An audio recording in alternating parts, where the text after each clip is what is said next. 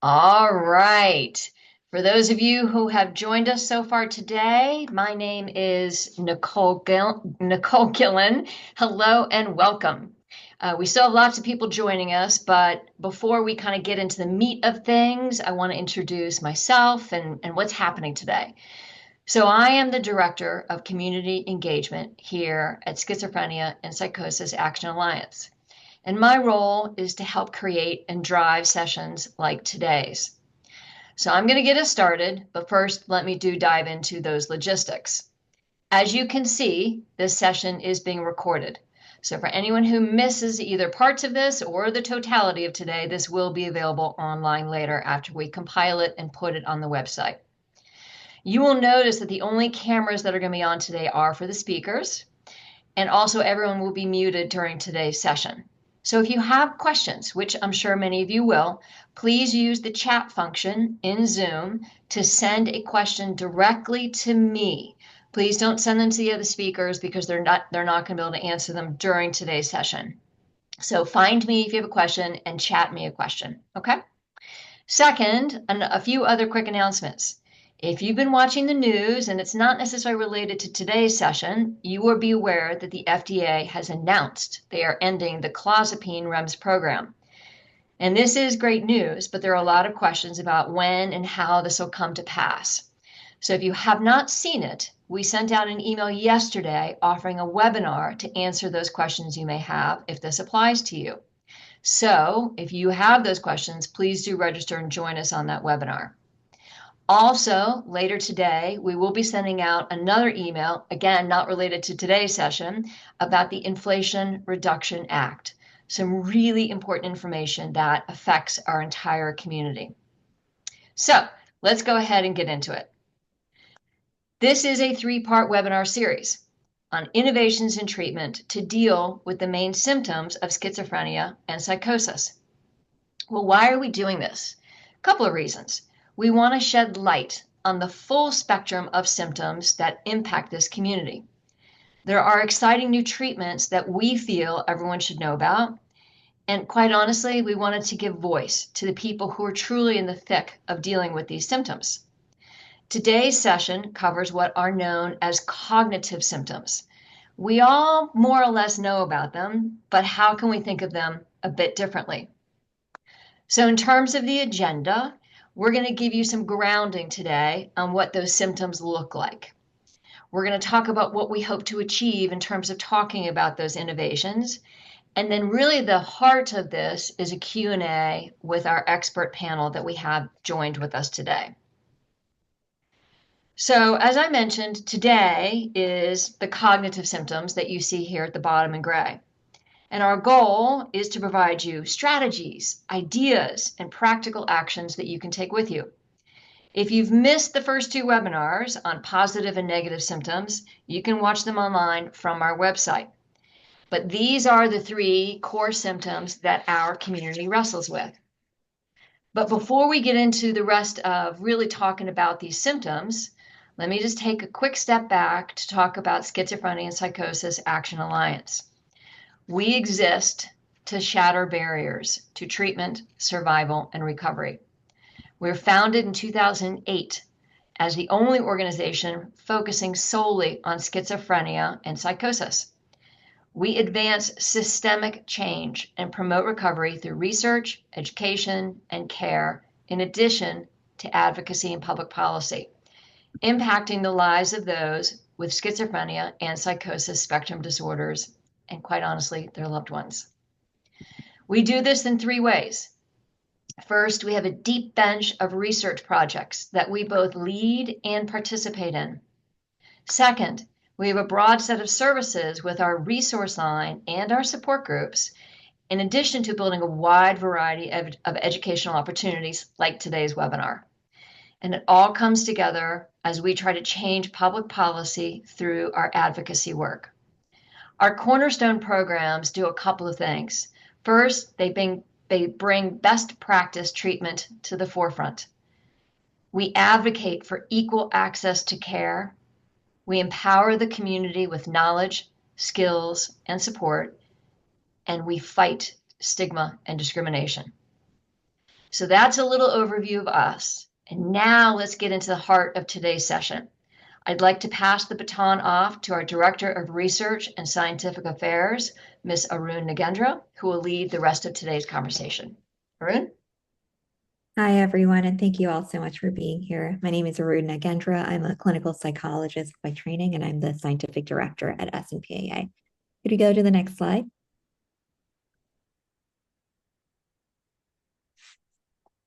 Thank you. So before we delve into talking about cognitive symptoms, I want to tell you a little bit about how we our priorities as an organization. So SNPAA has spoken with our community, those with schizophrenia and their caregivers, and asked them to describe the biggest systemic barriers to recovery for them. This is the foundation of our mission. We want to build a roadmap of recovery together by tackling these barriers. I'm just going to quickly go through these. So first, the current state of treatments for schizophrenia, even the best ones, have limited effectiveness. We need more scientific innovation to actually create treatments that treat the full range of schizophrenia symptoms and their impacts as effectively as needed so people can reach their full potential. Second, many people struggle to access any treatment. It's estimated that only half of people with schizophrenia are taking medication at any given point in time, and that only about between 2 to 5% of people receive the full wraparound care that we know works. Even for coordinated specialty care, which is an early psychosis treatment, which is kind of the best funded and most rigorous one that we have so far, only 10 to 25% of people are estimated to receive it. So we want to dismantle barriers to access. Third, it's estimated that about half of those with schizophrenia in the community live with caregivers, mostly parents, but also siblings, spouses, grandparents, aunts, and uncles. These caregivers often take on a huge scope of responsibilities, ranging from support getting to appointments and accepting treatment to managing daily activities such as cooking, cleaning, and financial planning, as well as providing emotional support and advocacy in navigating complex healthcare and social systems. Despite their critical role, caregivers receive little to no support from the healthcare system and frequently report experiencing financial strain, social isolation, and even symptoms of post traumatic stress. We want to create systems of care that provide caregivers with all the support that they need. Fourth, there's a lack of appropriate housing for people with schizophrenia. Many people with schizophrenia would thrive if they had housing with appropriate support and opportunities to build independent living skills. There are nowhere near enough of these types of residences, which contributes to why about 20 to 25% of the homeless population in the US is estimated to have schizophrenia or another psychotic condition. We want everyone with schizophrenia to have safe, supportive housing. Last, discrimination and stigma deeply impact people with schizophrenia who are often unfairly seen as dangerous, untreatable, or incapable of living productive lives, even by mental health professionals. Globally, up to 90% of those with schizophrenia report experiencing discrimination in areas like employment, housing, healthcare, and social interactions. Beyond personal biases, systemic barriers in policies and services further marginalize people with schizophrenia, limiting their access to essential resources and opportunities. We want to help create a world in which the strengths and skills of people with schizophrenia are leveraged and celebrated, and in which they can connect with and contribute to their communities in the way that they report that they want to. Next slide, please. So our three webinars have each one has covered a different one different symptom domain. The first type of symptom domain are positive symptoms such as hallucinations, delusions, and disorganized thoughts. Experiences that are added onto what people typically experience. For example, someone might hear voices that aren't there or believe they have special powers. That was our first webinar. There's a recording of it online. The second one focused on negative symptoms, which are a set of symptoms that are distinct because they involve a loss or reduction in common human experiences, like reduced emotional expression, lack of motivation, and withdrawal from social activities. These symptoms tend to persist over time and can profoundly impact someone's ability to live a full and fulfilling life. That was the focus of our second webinar. Again, you can find that online. Today, our focus is on cognitive symptoms, which refer to difficulties with thinking skills. Difficulties with thinking skills, just to be very clear, do not mean a person is not bright or capable or intelligent. As we'll talk about, these are kind of separate from how smart and capable a person is. Rather, cognitive symptoms or thinking challenges refer to a specific set of difficulties that can be improved with practice. They are extremely common, affecting about 80 to 90% of people with schizophrenia, and they often show up before other symptoms of schizophrenia. So typically, the progression is cognitive symptoms can show up sometimes years before someone receives a diagnosis, followed by negative symptoms, followed by positive symptoms. There are kind of four broad categories of cognitive challenges. The first of these skills is paying attention. Paying attention is the first step in being able to kind of think well because it helps your brain take in and use information. If you can't focus, it's harder to remember things, make decisions, or follow conversations. The second is memory, which comes in different types, each serving a unique purpose. Working memory helps you hold and use information in the moment, like keeping a phone number in mind while dialing it. Long-term memory stores information for later, like remembering your childhood home or how to ride a bike. There's also prospective memory, which helps you remember to do things in the future, like taking your medication at the right time. Executive functioning is a set of mental skills that help with planning, problem solving, and decision making. So these skills allow you to set goals, stay organized, and adapt when things change. So if you have a doctor's appointment, executive functioning helps you remember the date, plan how to get there, and gather what you need. But if you're having challenges with it, you might forget the appointment, struggle with transportation, or feel overwhelmed by last minute changes. Lastly, processing speed is how quickly your brain takes in, understands, and responds to information. When your processing speed feels a little slower, tasks like following conversations, making decisions, or keeping up in fast moving situations can feel overwhelming. For example, if a friend excitedly tells you a story and then asks, "Well, what do you think?" right away, you might need a little extra time to process what they said and then figure out how you want to respond. So, thinking skills are crucial in schizophrenia because they affect everyday tasks like holding a conversation, managing responsibilities, and making decisions. Even when positive or psychosis symptoms improve, these challenges can still make it harder to work, live independently, or maintain relationships, which makes them a key factor in long term recovery. Our big takeaway today is that these skills can be improved and that you can start to work on them today if you'd like. Next slide, please. All right, so we're going to cover three kind of broad approaches to treating cognitive symptoms. On the medical end, we'll discuss several strategies. Personalized treatment approaches aim to minimize cognitive side effects of medications and help people think more clearly while they're kind of managing their symptoms. So some approaches we'll touch on is how to adjust doses and select medications carefully to reduce the burden on memory, attention, and processing speed. Researchers have also recently developed medications targeting muscarinic receptors, which affect a brain chemical linked to psychosis called acetylcholine. While the effectiveness of these medications is still being studied, they really do offer hope in treating some of these cognitive symptoms of schizophrenia. A muscarinic receptor treatment for schizophrenia was approved by the FDA last year, marking the first class of treatments approved by the FDA for schizophrenia in over 50 years. And it became available for prescription in October. So a reason for hope.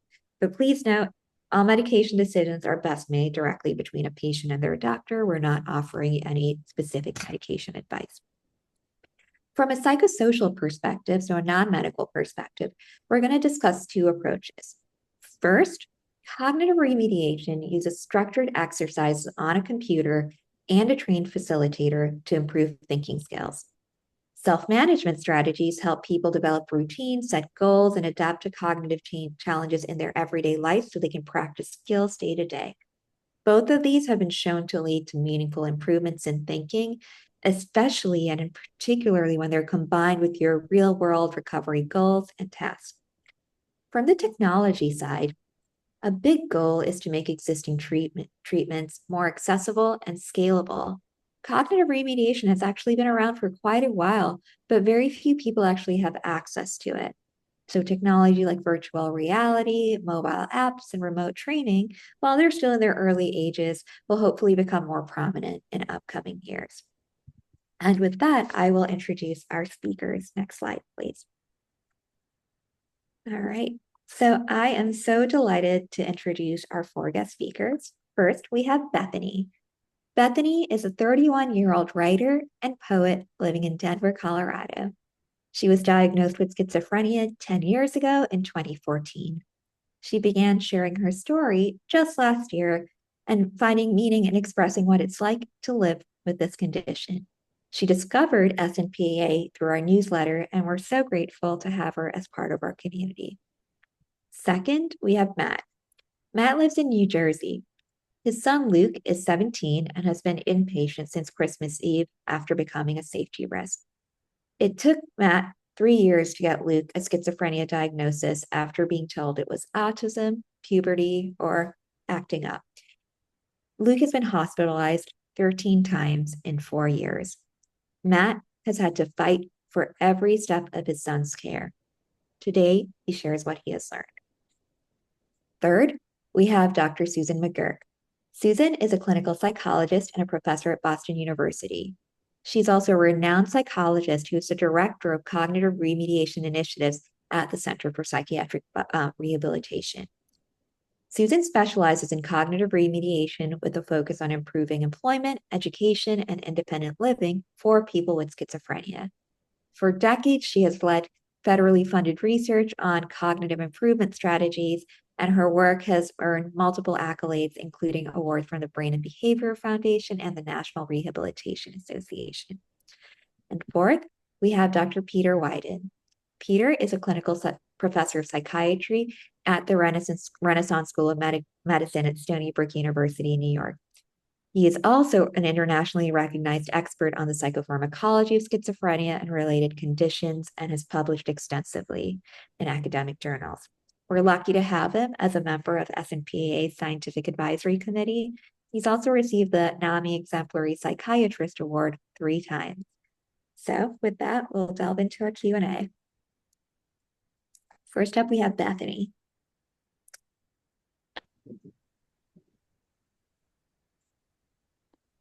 Bethany, are you able to turn your camera on? There you are. Hi, Hi. Bethany. Thank you so much for being here with us today. Yes, I'm so happy to be here today.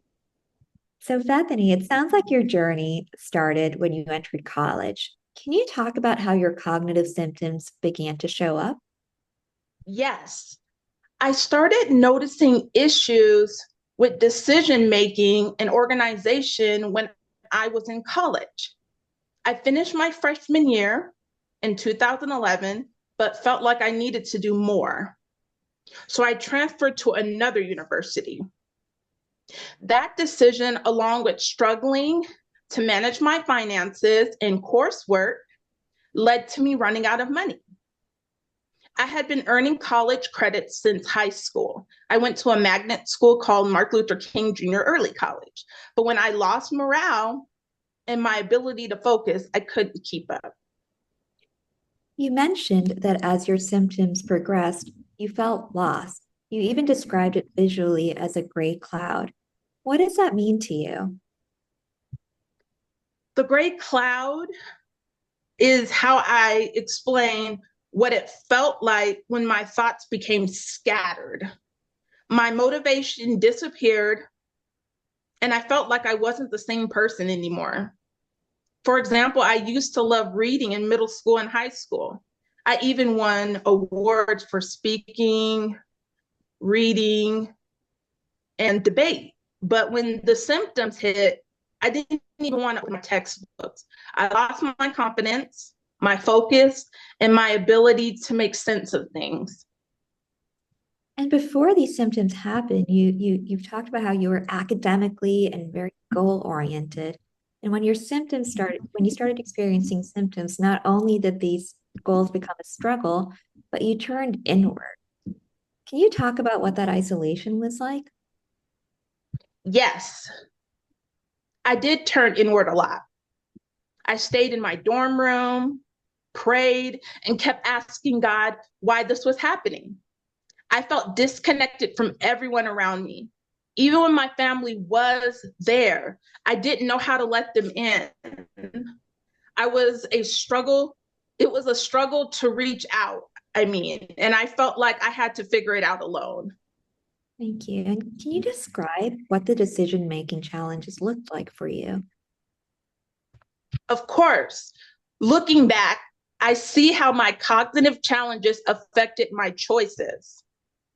I kept jumping from school to school, thinking I needed to push myself harder, but I wasn't processing the consequences well. I didn't have a plan for finances. I was working multiple jobs while trying to study, for example, and I ended up overwhelmed. Ultimately, I started losing my belief that I could function in school. Thank you. And you talked about how communication has become a lot more difficult for you. What does that feel like, and how do you work through it? It's frustrating because I know what I want to say, but sometimes my brain just doesn't get the words out right. I hesitate, I get tense, and sometimes that turns into mood swings or mood swingy, as I call it. I have to remind myself to slow down and talk things through before making difficult decisions. My family and I have worked on this together, and they help me when I need to process something out loud. You said it's challenging to get organized. What does that look like for you? It's definitely one of my biggest challenges. I miss appointments. I double book myself with work and doctors. And then to top it all off, I get frustrated with myself. I like to set reminders on my phone, and I've learned that writing things down helped me a lot. But in jobs, they don't always want you to jot down notes. They expect you to just do things in real time, which is hard for me. And Bethany, you said your goals now are to live on your own again in an apartment, maybe to get a car, and just to be independent. And many people share that those goals. Work is an important part of that. Can you tell, but you said work sometimes comes with its own challenges. What are they? Yes, I want to be able to work without mistakes, but sometimes my boss tells me I'm working too slow and sends me home. I wish people at work understood that I'm trying my best when I make mistakes. I get really hard on myself. Positive feedback helps, but when I mess up, I just want to walk away from it all. I also compare myself to my amazing siblings, and that makes it even harder. And through this, you've developed ways to help yourself stay on track with your goals. Can you share what's been most helpful for you? Yes, having an accountability partner has been huge. They remind me of things, they help me check in with myself, and they keep me from spiraling when I feel overwhelmed. Also, my therapist um, helps me by talking through small, manageable goals with me. And my family, they are my support system. It took me time to let them in, but now I rely on them when I need help making decisions. Thank you. You had a beautiful sentiment for caregivers. Can you share that? Yes, I want caregivers to know that it's not their fault. You are a lifeline, not an enabler. Being firm and setting boundaries helps. Sometimes it's hard to hear, but it's necessary. Schizophrenia makes independence difficult, but support from loved ones is what keeps people like me going. And is there anything else you want to share with our community? Yes, be willing um, to receive help. Like you said, it doesn't mean that having cognitive impairment that you're not intelligent, but you have to want the help. You have to want to go to your appointments and talk to your care team and your caregivers or whatever you have in place. And the last thing I'll say briefly is make short-term and long-term goals. Thank you, Bethany. I am so impressed by everything you have done, and I really am excited to see the things you'll achieve in the next years. Um, Next, we'll move on to Matt, who is the caregiver and father of Luke. Hi, Matt. There we are. Hello, how are we doing? Good. How are you? Good, good. All right. So, just as a quick recap, you said that Luke is now 17 and it Right. took him 3 years to get diagnosed. Yes. Can you tell us about his journey? Sure. Before the diagnosis and everything, he was a relatively normal kid. He played sports. He had a few friends, did stuff normal kids would do. Go to the mall, go to the park, whatever. And then it just started changing. It started with acting up, and then it just started to where Luke wasn't there at all anymore. And then it got to the point where we didn't even recognize him. So he used to, before probably 13 years old, I'd say, be a relatively normal kid. And then all the symptoms started onsetting. Thank you. Mhm. You've talked a bit about his cognitive symptoms. Sure. What are they like, and how have they affected him and your relationship with him? Yeah, just that. Well, I'll answer the how it affects relationship part first. Is some days it's wonderful, other days it's terrible. Um, there's days, hi Dad, love you, because I believe at the beginning of this webinar you told the backstory of how he is currently inpatient. So I'll go visit him, and there's some days, hi Dad, how you doing today? And other days who are you? Doesn't even recognize who you are. So it's definitely affected the relationship in that I haven't lost my son, but you temporarily lose him. So that's a huge thing. And what was your other part? I'm sorry. Well, can you tell us a little bit about how they onset? You said that. Oh, how it onset? At first it was just dismissed. Nobody wanted to kind of listen to me and his mother. They were just like, he's becoming a teenager. He's just acting up. Oh, maybe it's just puberty. But he was destroying stuff at home. He wasn't listening. He was doing this to his head, like pretending like he's hearing voices. And we're telling these doctors, like, something is wrong here. And they just wouldn't listen. And if they did keep him, it would be like for a day or two, and here's a pill, go home.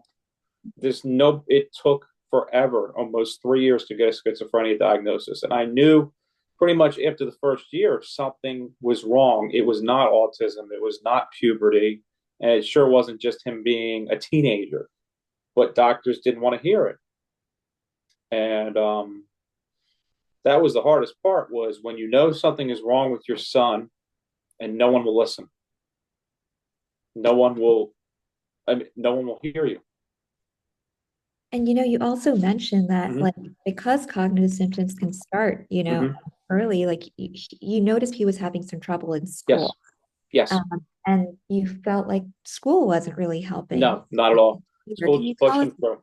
Sorry. Yeah. School just pushed him through.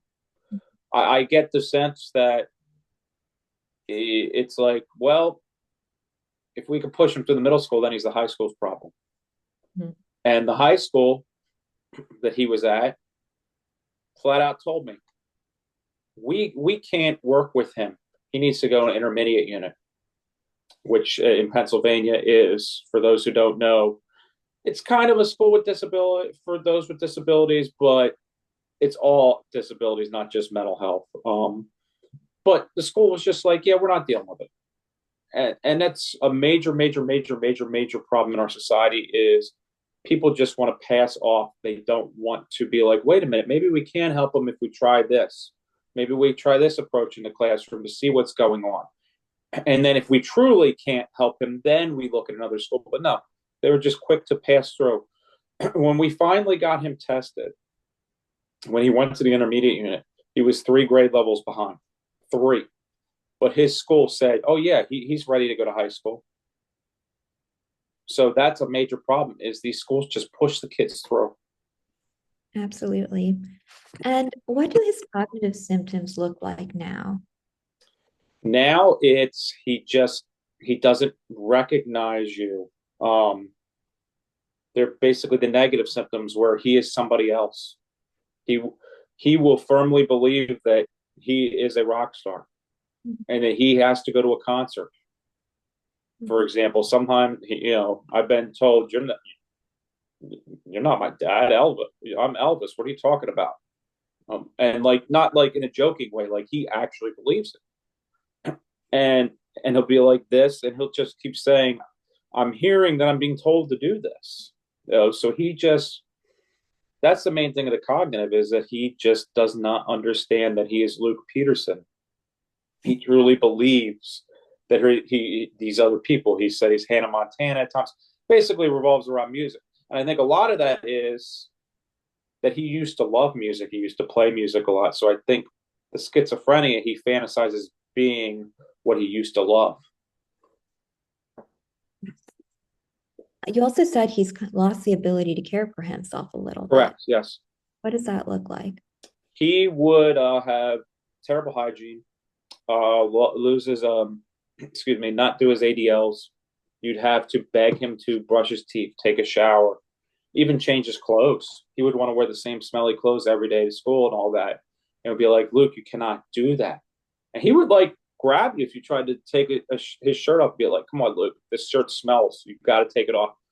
So he couldn't care. Basically, he couldn't care for himself. How we would know, okay, oh, I got to wash this shirt. It smells. Oh, he wouldn't do that. He would become attached to things and lack awareness.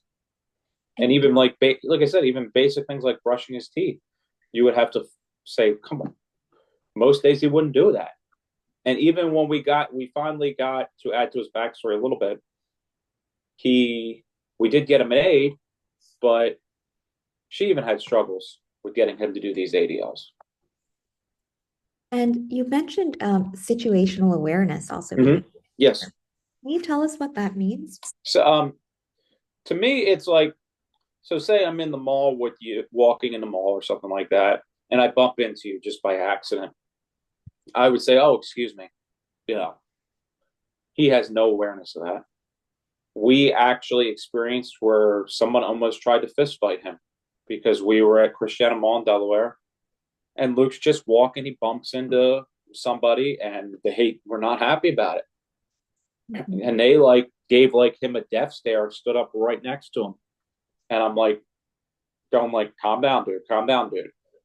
But Luke can't process the norms. Whereas, like I said, we would be like, hey, I'm sorry, I didn't mean to bump into you, crowded mall.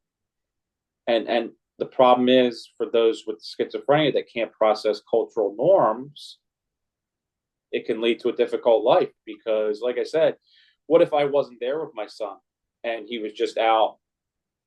He could have got harmed. You get the wrong person on the wrong day. So that's a major effect of the schizophrenia I've noticed, is he just does not understand social norms.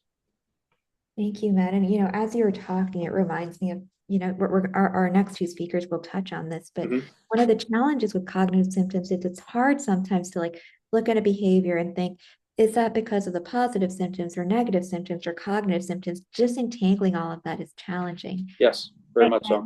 My last question is for you is, what do you think is important for other caregivers to know? Number one is fight back.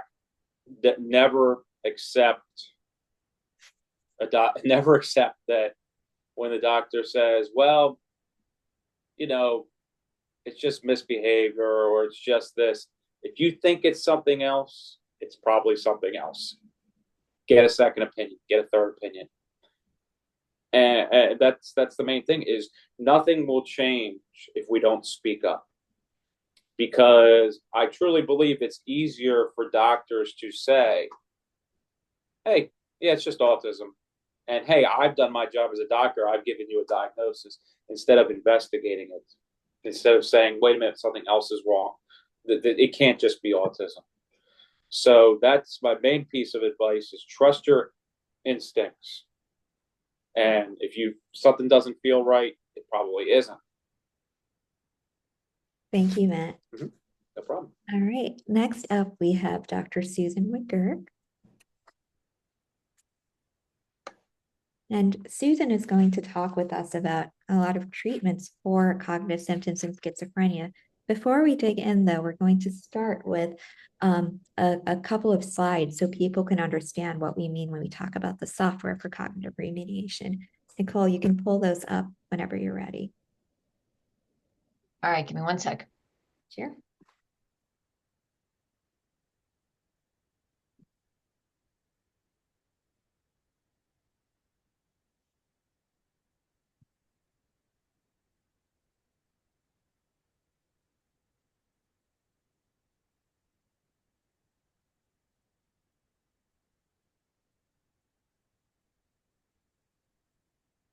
And you can see that there should be if you scroll over it, a place where you can play this video at the bottom.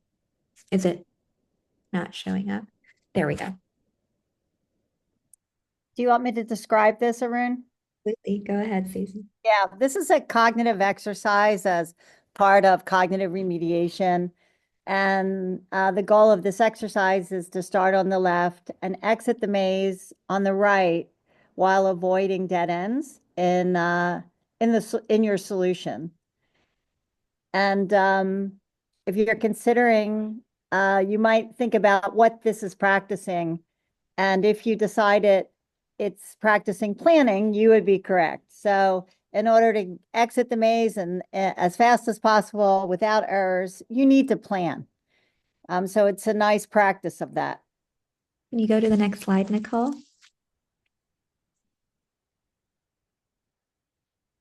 Go ahead, Susan. So if when you're doing computer cognitive training and in the best programs, you're doing this with a trained facilitator.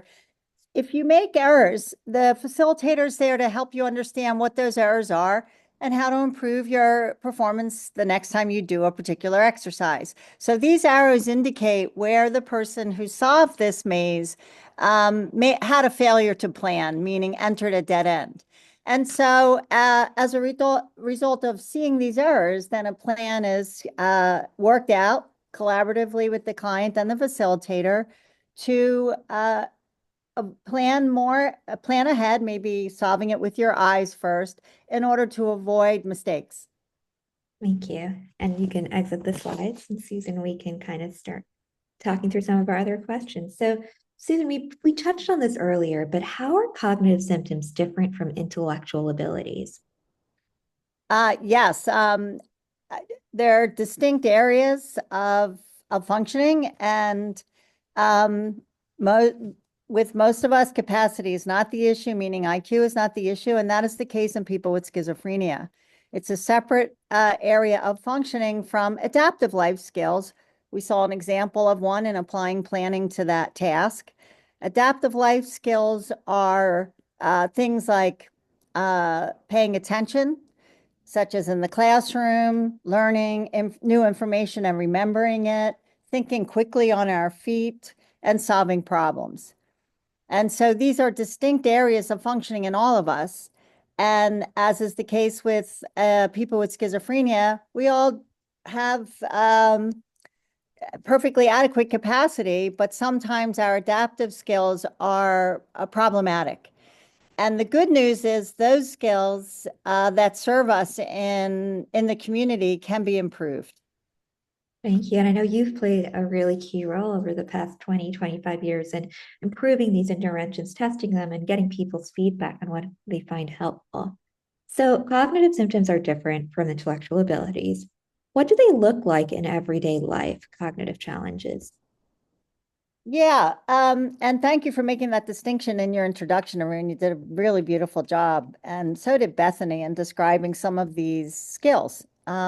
So people spontaneously complain to us about issues they're having with paying attention in school, or if they start a new job, it's lunchtime and it might be their time to take medications and they forgot to bring them, so a lack of planning there. people complain that they don't remember people's names that they first meet, and they feel concerned that that hurts their ability to develop friendships. And, our intervention really focuses on work and cognitive skills necessary for work. So people complain that the boss told me to do something and I forgot what the instructions were, and I skipped that task and I got in trouble. So again, people are aware that they have these cognitive difficulties, and they're even more aware about their impact on functioning. And it's important that people understand, because they express concerns that it means they're not bright in terms of intellect. But these problems with these skills have nothing to do with intellectual functioning. They're adaptive skills we use in a range of community functioning, and they can be improved. And an example of approaches to improve that is that maze task, everyone, that you just showed.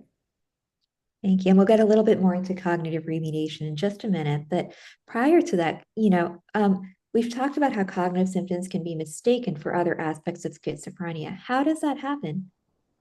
Yeah, and that is a problem. And educational programs like this one are golden in helping people understand what these symptoms look like, or what these problems look like. So I'll give you an example.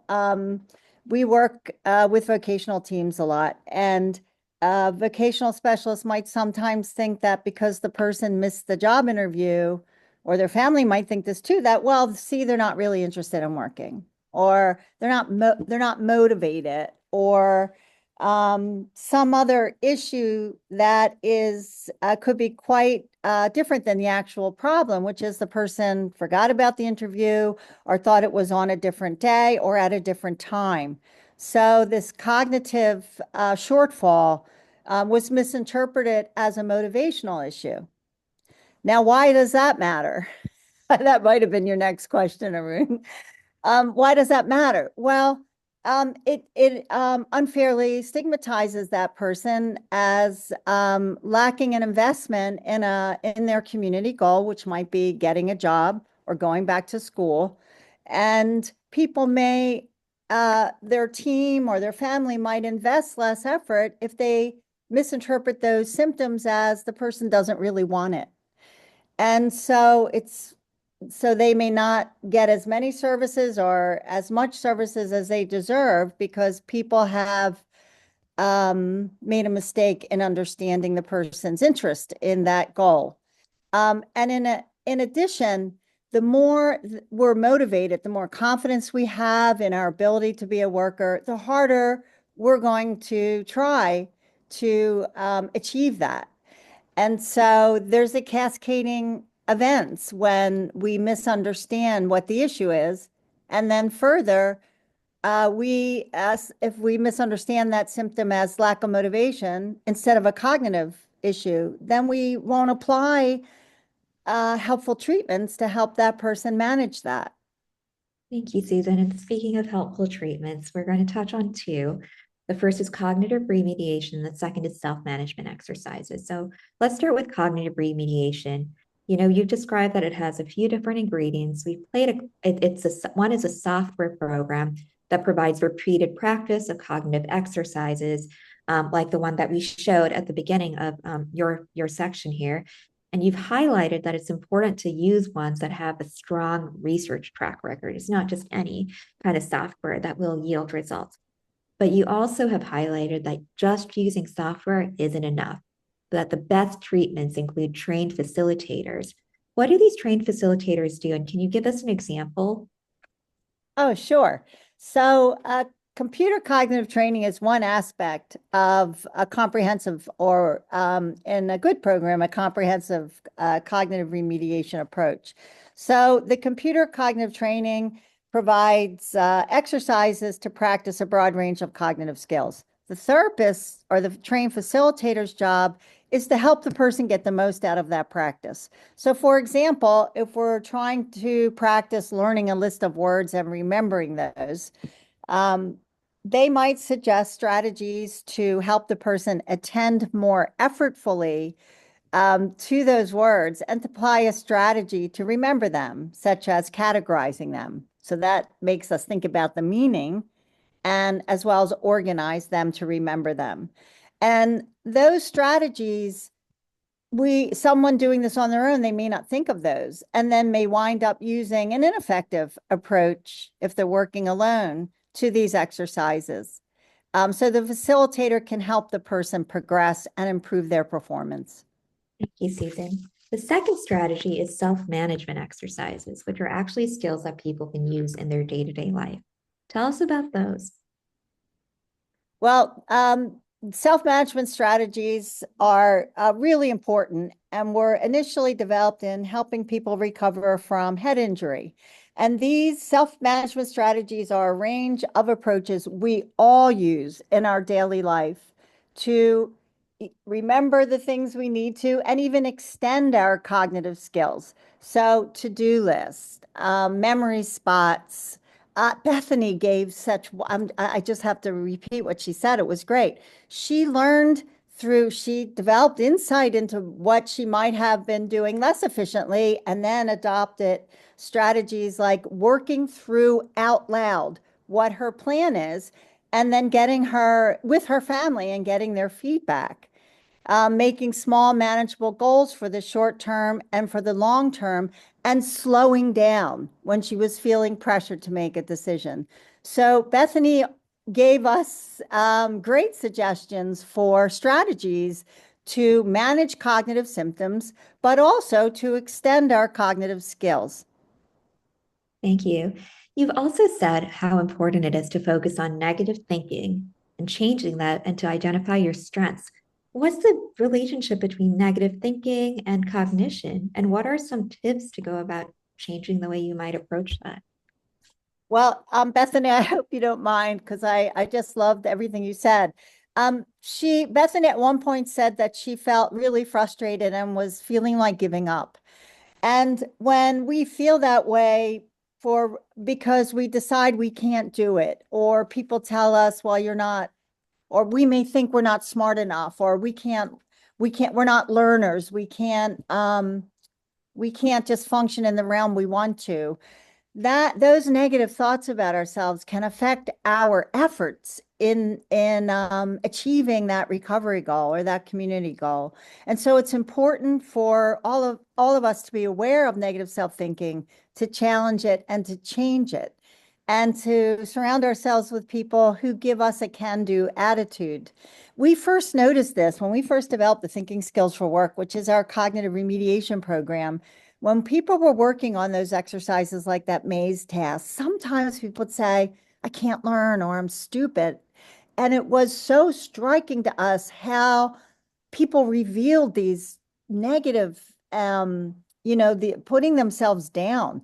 And that's when we included as one of our topics, challenging negative self-thinking, because if the person starts to believe they can't achieve in the domain they want to, and Bethany showed us how she worked through all of this, then they may apply less effort. And we don't want that to happen. So challenging that, recognizing that is really critical. Thank you. And I'm sure we could ask a lot more questions, but just in a couple of sentences, is there anything else you'd like people to know about cognition and schizophrenia? Well, as you know, it's hard for me to really I'll just try to be brief. Well, first of all, I want to say that there's a new kid on the block, and it really is self-management strategies. And as I said, these have been used in helping people recover from brain injuries, and we now are applying them very successfully to a range of people with a range of problems. They're strategies we use every day: alarms, to-do lists, etc. These strategies help improve cognition. We used to think, well, we need the computer cognitive training as the restorative approach and self-management to compensate. But self-management is not just compensatory, it's restorative. So the structured use of these strategies not just helps us organize and get where we want to go, but it can improve our cognition. And those strategies are much easier to use: no computer, no software program, no trained facilitator. Although it does help if we can interact with someone who knows how to best apply those. But even the family can work with the person and decide what strategies they need. So I'll just say one more thing. The families have told us on occasion they've had concerns about their child's or their loved one's cognitive functioning. For example, leaving a pot on the stove when they're cooking or forgetting the shopping list when their son went out to go shopping. The family can use these strategies collaboratively with their loved one to address some of these issues. Thank you, Susan. We so appreciate our expertise. All right. And now we have Peter. Peter is a psychiatrist who specializes in treating schizophrenia. Thank you so much for being here, Peter. Well, thank you. I also want to thank you and the organization for doing this. This is sorely needed and overdue. And I also want to say, Dr. McGurk, who you just heard, is a rock star in this. She's done some of the most important work in this. So it's sort of an honor to be following her. So thank you for both. We feel very lucky to have you both, all of the speakers. All right. So, Peter, you said, are cognitive symptoms of schizophrenia really treatable? I ask you that. Yeah. So I'm taking a different approach than Dr. McGurk. I'm thinking of a clinician who's seeing a patient for 15 minutes, 20 minutes, thinking about cognition. And you've just heard that they're treatable. You've heard from one of the world's experts that they're treatable. But if you're going to a regular clinic, you might not get that feeling. And I'll tell you why you might not get that feeling. First of all, these are different lines of research or different lines of investigation. There's the doctor who prescribes the meds, and then there are the people doing rehab. And they don't always, I can say that the doctors aren't keeping up on that as much. But I think the most important thing to know is that we were trained years ago that, yes, cognition is a problem, but you can't fix it. You can't improve it. In fact, we were taught in schizophrenia that usually cognition gets worse over time. So why should you treat it? So I think the issue here is clinician motivation. If you can't treat something, why should you try? You're just going to add burden to the individual and yourself, and there's plenty of other things to do. Now, we know that's just not true. You just heard that. And I think that the one scientific issue is that over the last 20 or 30 years, we understand that the brain is much more neuroplastic. There's one word we use, that you can learn even with brain injury. So I'll give you an example of that. When I was a resident many years ago, we were taught that stroke, you didn't get better from the cognitive problems of stroke. That was before it was discovered you could have cognitive improvement from remediation. So even if there's no direct treatment, changing the attitude is going to be very important. And you also heard from both previous speakers how important it is to feel like you can believe in doing it. Thank you so much, Peter. And we also talked about medications and cognitive symptoms. Yeah. So why do medications sometimes make cognitive symptoms worse if there's Well, help? yeah, this is what has frustrated me, and I think the good news is this is changing, partly because the word is getting out, partly because the meds are better. But any medication that goes into the brain can mess up cognition if you give enough of it, right? If you back up a truck, if anything goes into the brain, you're going to eventually fall asleep, go into coma, whatever. So it's an issue of degree. So any medicine that you're using to help someone's psychiatric symptoms or neurologic symptoms can cause at some point cognitive problems. So it's not that that's necessarily bad or wrong. It may just be, something that one might need to live with. But there's a big but. There are certain medicines that do this, that mess up cognition a lot more than others. And also dosing can mess up cognition. Number of medications can mess up cognition. So it is a very legitimate target for your doctor to focus on improving cognition through minimizing the problems caused by medication. Now, that doesn't solve the initial problem of schizophrenia, but if you have cognitive problems or whatever you want to call it, for whatever reason, you need all you can get. You don't want to make it worse. And the one point I will make on this is that if you had to look between medicines that cause the problem and that are often not needed, are ones that disrupt the cholinergic system, anticholinergics. Now, Arun, you heard about this medicine that is a procholinergic. So that does not mess up cognition. So for those of you not kind of, but anticholinergics, ones that disrupt that system, are notorious for causing memory problems and cognitive problems. And if you don't need to be on those, which is often the truth, you should probably see if you can get off them or get lower. Thank you. And, we know that choosing medications should always be a decision between a patient and Right. their This is, doctor. yeah. This is so super helpful. I Right. also, Please don't stop your medicine for, by the way, stopping medicine suddenly is usually news for problems. Even if you go to something like this, much better to go off slowly and not rush anything. thank you, Peter. And I just want to provide one kind of clarifying point just so people can follow along. So Peter mentioned medication with anti or procholinergic properties. Medications with anticholinergic properties block acetylcholine, which is a chemical that plays a big role in memory, learning, and attention. So that's kind of where that kind of relationship comes from. Peter, Thank you. another That's very helpful. Peter, another kind of another thing you brought up was that with schizophrenia, there are often so many problems. Yeah. How should clinicians approach Well, cognitive symptoms when other yeah. issues are That's urgent? another big problem. So one of the problems in schizophrenia is there's so many problems, right? And we've already heard some of that today. But in a funny kind of way, you can flip that into something that is good because if you have so many problems, you can pick the one that is most treatable right now, right away. So we heard about situational awareness. Situational awareness is what is the most important problem now, and how do we fix that now, and then we can move to the next thing. So I'm going to use as an example someone who has trouble going on a bus to get to the doctor or to get to their girlfriend. And now that could be a positive symptom. If I get on the bus and I feel that people are going to harm me because they can read my mind and whatever, I'm not on that bus because I'm paranoid. That's a positive symptom. If I don't get on the bus because I don't have the energy to get out of bed and no motivation, that's a negative symptom.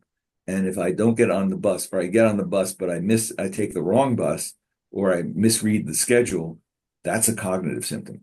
So working that all out is very important. But both the clinician and the individual, you need to be curious. You need to work on it. And we've heard that if you give up too early, you're not going to figure it out. But you can often do a lot of good slowly over time by tackling these things one at a time and trying to get to the root cause. Thank you, Peter. What's next for cognitive research and treatment? What innovations are coming? Well, there are a lot of innovations, and you heard some from Susan, but I think one is that there's clearly the medicines to treat schizophrenia now compared to 20 years ago or 30 years ago are much less likely to cause cognitive problems. Unfortunately, we haven't proven that any given medicine improves cognition over and above just helping someone's schizophrenia. So that has not happened yet. However, certain people will get cognitively worse on certain medicine depending on their side effects. So if you're very sleepy on a medicine, well, if you're falling asleep, that's the attention part that you were talking about. So certain side effects will mess up cognition as well. You can minimize that. You can minimize dosing. Now, there is a lot of excitement about the potential to actually improve cognition or some of those. That is a hard road from a medication point of view to go. There's been a lot of disappointment, but there is a commitment to this on the pharmaceutical. They get it that that's a problem. So there will be a future, I believe, where that will be better. I would just say, don't wait for that. Don't wait for the magic pill to come 10 years from now. You can do something about it now, even if it's partial or slow, or you have to try trial and error. So that's one thing. The other thing I think Susan alluded to is, I'd say, what I would call the problem of scaling. I mean, one of the big problems with the cognitive work and I don't mean I'd be interested in what she says about this, is that most people don't have access to the kind of quality of work that she is doing. So, oh, great, I can tell a patient and family there is this great cognitive rehab, opportunity that you can't get in your community. That really doesn't make anyone feel good. So, how do we do workarounds on that in terms of scaling, making it more accessible, maybe through apps, I think, maybe through some of the techniques you were discussing. So, that's another, I think, area of the future. Thank you so much, Peter. And I know that we have so many questions coming in for Q&A, so I'm going to pause here on my questions and hand over to Nicole so she can ask everyone else the questions that people have been sending us. Okay, so everyone out there, amazing with all the questions that have come in. And I'm not kidding when I say I have 6 pages of questions, 11-point font. So I'm not going to be able to get to all of them, but I'm going to try and prioritize because I do know we're at the bottom of the hour, right? It's been a full hour, and I want to try to get to at least some of these questions. And I also know that Susan, unfortunately, can't stay too much longer with us. So what I'm going to do is I would normally go back to and start with Bethany and then Matt and then Susan and Peter. So I'm going to mix it all up a little bit just to make sure that I can get to some of the questions that came in for Susan. And for people who are still putting questions in the chat that I'm likely going to miss right now as I'm doing this Q&A, we will get to them. Probably not today at this point because I don't have enough time to pull them into my document. But we are going to take all the questions that have come in from this webinar, the one on negative symptoms and the one on cognitive symptoms. We're going to smash them all together and create a report of all the kinds of things that are truly burning in the minds of our community so that hopefully we can, bring it all back to you. So just keep dropping them in the chat, even if unfortunately we won't be able to get to them today. So, Susan, you had a bunch of questions. So why don't you go ahead and turn your camera back on and your microphone, and let's jump into a couple of your questions. The first one is, you had some specific suggestions really for caregivers, and caregivers are always a big part of our audience. What were those suggestions? I just have to acknowledge what Dr. White said. It's he really hit the nail on the head. The scaling is the issue. So here we are.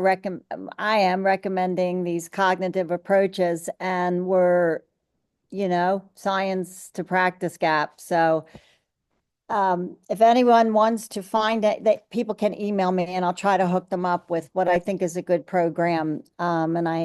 Anyway. So families are in if 12:34 p.m.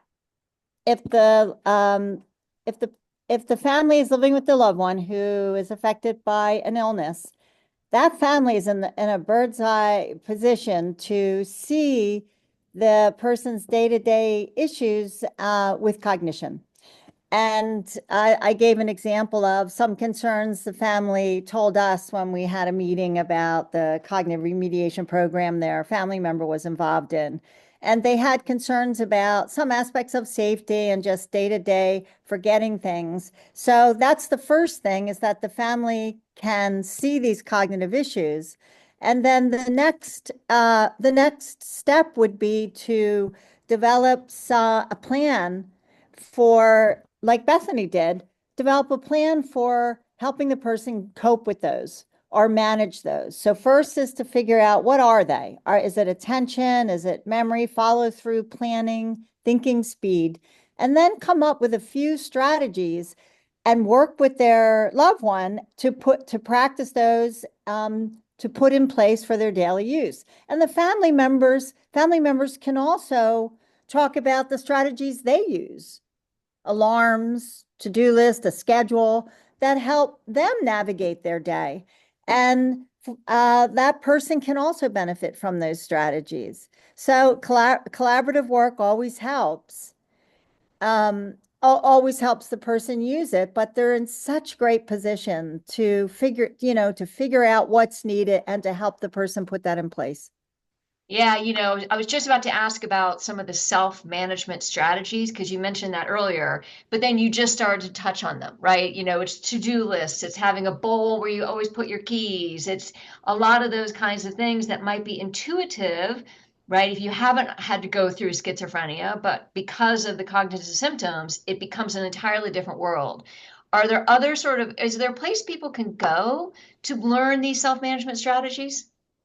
Well, as Dr. White pointed out, we're working hard to scale these up to make them available as deliverables in vocational rehabilitation and social skills training because they're useful everywhere, but it's limited.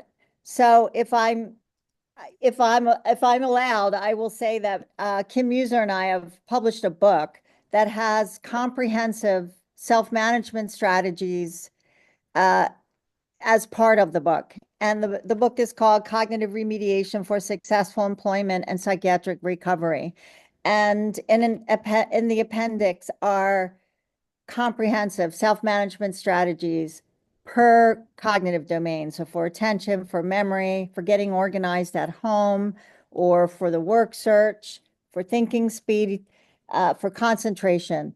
And families can take a look at these handouts and even sit down with their loved one and review a handout, pick out a strategy or two they think might be useful, and then help that person practice the use of that strategies. So the family has an incredible opportunity to teach the person, to work with the person, and then help them practice using it. Because we don't have that. If we're working with someone at the agency, we give homework on these. That's very important. But then follow through sometimes is an issue. But they're the families at home, so they can really prompt the person's use of these strategies. Yeah, no, that's beautiful.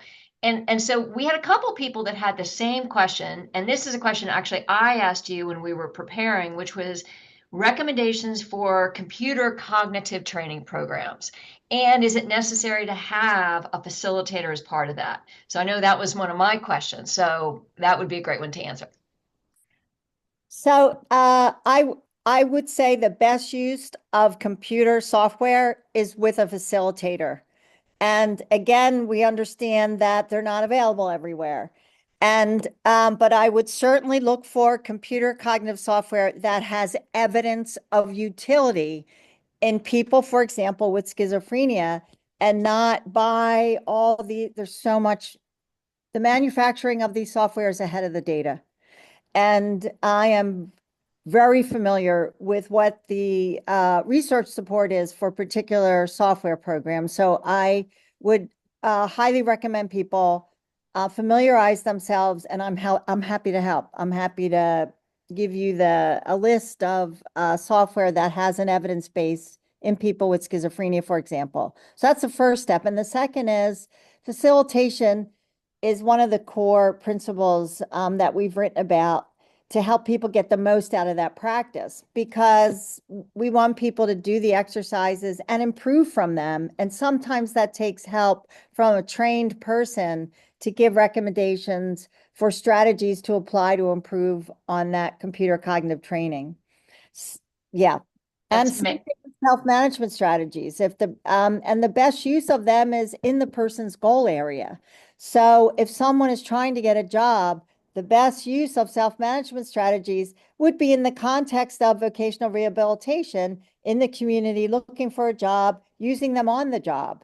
So, and we know from research that the most potent effect size for these cognitive training approaches, self-management strategies, computer cognitive training, the most potent use is in the context of psychosocial rehab, because people get improved cognitive skills, so then they can get more out of that rehab. Social skills training, vocational rehabilitation, supported education, that combination is the biggest winner. That's amazing. That's amazing. So, all right, since we started Q&A, there have been about another 19 questions that have come in. So Susan, I'm going to give you a chance to take a breath, and I'm going to ask Bethany and Matt and even Peter to turn your cameras on, because I have one question that's going to span the three of you. And Bethany, I'm going to start with you.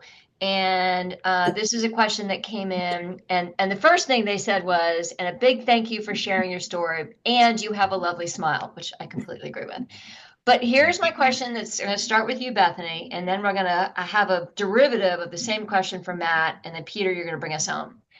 Did you ever suffer from anosognosia? Did you suffer from that lack of insight to what was happening to you when you first started, seeing the symptoms of schizophrenia?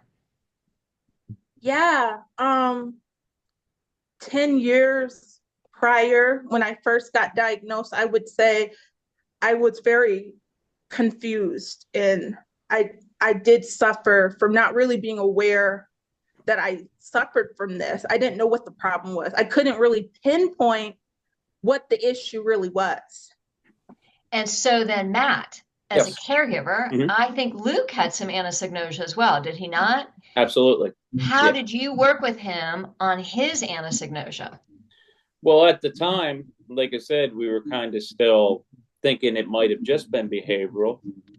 So it would just be take him to this doctor, take him to this doctor, take him to this doctor, try this medicine, try this medicine. We went through the ringer several different times. That was kind of how we handled that until one day when we finally realized this is not it, and finally got him a schizophrenia diagnosis. But that's how we handle it as caregivers, was kind of just, well, if we go to this doctor, maybe they'll have a different opinion. Like, we literally researched doctors up and down the East Coast to try to see what was going on with him.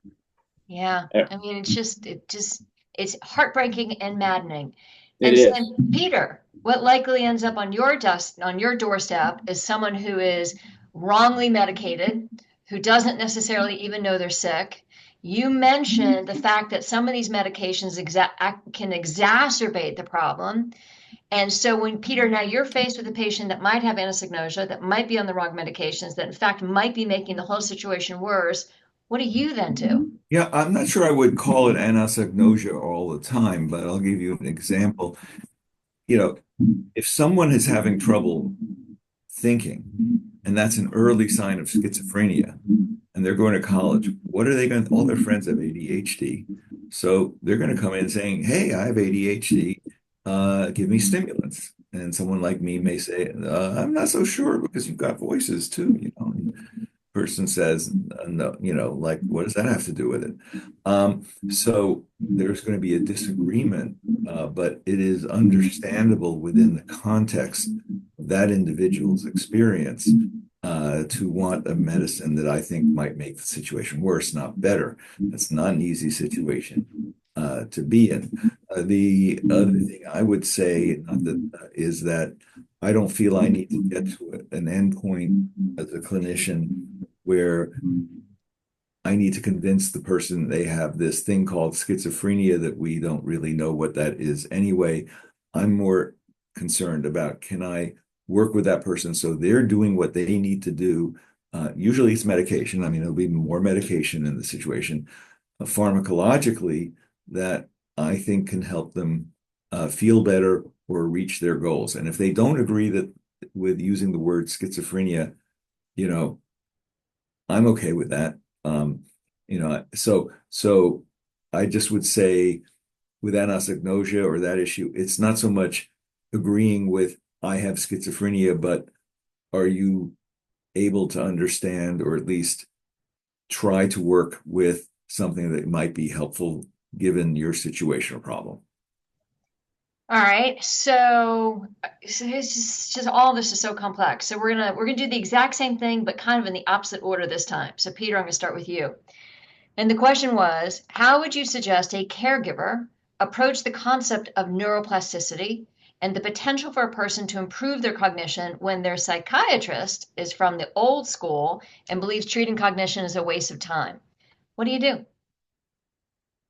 Well, I would first ask um, the doctor why is it a waste of time? And they, is it is it that the doctor doesn't, just is old school and just doesn't believe that this is going to be helpful? Or is the doctor saying, well, you're hearing voices that are out of control, so I think that's more important to deal with? Or is it that the doctor is kind of like wants to do as little as possible and isn't that involved? So I don't think there's one answer. I don't think it's necessarily a red flag. It could be a red flag, but I am very concerned about doctors who buy into, I can't do anything, I can't help you, you have a deteriorating illness. I think that that is often self-fulfilling and I think not helpful to people. And but if you ask those doctors, they're going to say, "Well, if I kind of say they can do more, I'm overpromising, and and that's not a good idea." So I think you can often pick that up in the attitude. The other thing I would say is that I often, when I'm asked that question, and I have the person in front of me, usually a young person, I'll ask the young person, "Do you like that doctor? Are you connected to that doctor?" If the answer is yes, it's a more complicated issue. If the answer is no, I can take it or leave it, I'm more likely to recommend maybe seeing someone else, depending Okay. on the situation. So, Matt, coming to you then, and same kind of question, which is, as a caregiver, I'm sure you have faced prescribers both in hospitals or treatment facilities where it's a complete disconnect and they are not hearing what you're saying about your son.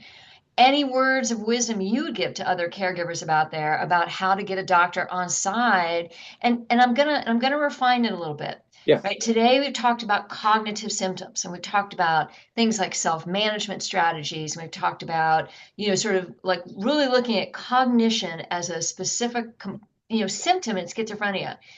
When you talk to doctors about what you've noticed in the change of loop, what has worked? Has anything worked? Standing up is the main thing. You have to stand when you're a caregiver. You have to stand up for your loved one because the doctors, especially as you know, a first point of contact will be 9 times out of 10 a hospital emergency room. They want that bed gone. They don't want to keep Luke or anyone else with mental health issues because they want that bed for something else. So they try to push them off. But pushing off is a key of my. I've said a lot how the system just pushes them off. So you have to, as a caregiver, stand up and be like, "Hey, he's been on this." Well, a big thing with Luke was, I'll say the brand name. He was on Abilify for a while, and the doctor's like, "But if we just up it 5 milligrams," I'm like, "We tried that 5 times. If it's not work, but we just have to give it 30 more days." I'm like, "Doctor, it's not working. Give him another drug." So, as a caregiver, the main advice I would give is you just have to stand up and, like I said, question. Don't always accept, because I think a lot of it is there's not a good amount of education, and what SPAA is doing is incredible in educating. So doctors will just, as we kind of just discussed, oh, stay with the old-fashioned try to true. Well, this drug's been prescribed for 30 years for it. That's got to be the way. Maybe if we just up it a little bit more, we don't need to try something else. Just try something else. Let the doctors know this isn't working, and I want to do this for my son. That's what I would say is just keep fighting them. Okay. Yeah. Oh, I understand that. All right, Bethany, bring us home, babe. You are an amazing advocate for yourself. You advocate for yourself with your doctors, with your family, with your job. You are so special and unique in so many ways as someone who has been working your way through this illness, right? You are working on your path to recovery. As someone who is diagnosed with schizophrenia, what advice would you give to someone when it comes to having that conversation with their prescriber about what medications may or may not be helping, about the fact that these interventions, big fancy medical word, right? That these tools and tips and tricks that we've talked about today can be helpful. How would you have that conversation about trying to change someone's understanding of how to help you? Yes. First, I want to say from the diagnosed perspective, doctors are coherent. They are unsung heroes, frontline workers. They know what they're talking about, and they ultimately will want to see you live an independent and fulfilling life. So this conversation is not scary, it's not daunting. It could be, but it's really, these conversations are necessary. And to find the treatment that's right for you is ultimately the goal of treatment in itself. So I would just encourage someone diagnosed to not be afraid to be themselves and be fearless. Ask the right questions and trust your doctor. It's amazing.